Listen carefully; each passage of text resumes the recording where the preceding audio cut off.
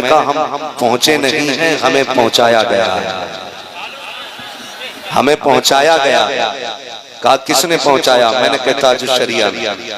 कहा उन्होंने कब पहुंचाया? मैंने कहा शायद आपको नहीं पता, हमें पता है। उन्होंने मुंबई में जब ये बात कही थी, मैं अपने मुरीद उवैस मियां के हवाले कर रहा हूं, तो हम समझ गए थे कि यहाँ भी इनके हवाले में, वहां भी इन्हीं के हवाले होना है, उन्हीं के हवाले होना है। और उसके कुछ दिन के बाद मेरे मुर्शिद ने कहा था, अख्तरे कादरी खुल्द में चल दिया, खुल्द माहे हर एक कादरी के लिए। तो ये आप दोनों बातें अगर मिलाएं तो खुदा की कसम, एक कुतुब ने जाते जाते दूसरे कुतुब का पता बता दिया था। बहुत बड़ी शख्सियत। मैं अपनी दानिश के मुताबिक कहता हूं कि इस वक्त रुए जमीन पर रब का बहुत बड़ा फैजान करम हमारे लिए सरकार रईस उल अत्किया की जात है।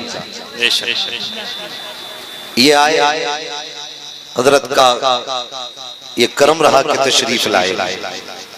मेहरबानियां हैं, वो लोग खुश नसीब हैं जो इनके दामन से वाबस्ता हैं, और जो नहीं हैं अगर वो खुश नसीबी चाहें तो हजरत के दामन से वाबस्ता हो जाए। अल्लाह सलामत रखे इस अजीम शख्सियत को। हम जब हजरत के कभी कभी करीब होते हैं ना, तो तसव्वुफ और यूं कहें कि शरीयत और तरीकत दोनों का संगम नजर आता है। वरना अक्सर ये देखा जाता है कि बाप मरा, बेटा पीर, चाहे उसे सही से सूरे फातिहा ही नहीं आती। सही कह रहा हूं। और हमारी कौम इतनी कम नजर होती जा रही है, इस चीज में कभी हम गौर ही नहीं करते कि पीर किसे बनाना है। पीर उसे बनाओ जो पीर बनने के लायक हो। और ये फैसला मैं और आप नहीं करेंगे, ये फैसला मुस्तफा की शरीयत करेगी। बाप का इंतकाल हुआ, बेटे को कुछ नहीं आता, अब्बा ने जाते जाते कहा हाथ में हाथ दे, बैठ जा गद्दी पे। बेटा बैठ गया, और जो दम करने बैठा ना, तो हसन हुसैन में भी बहुत बड़ा शीन निकाला। और फिर नतीजा ये होता है कि हमारी कौम तबाही के बर्बादी दहाने पे जाके खड़ी होती है।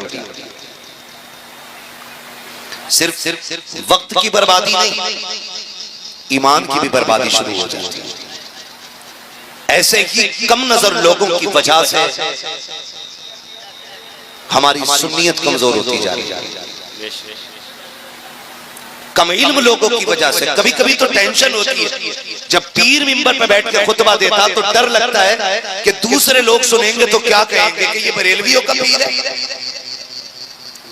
ये बरेलवियों का पीर है, क्या कहेगी दुनिया।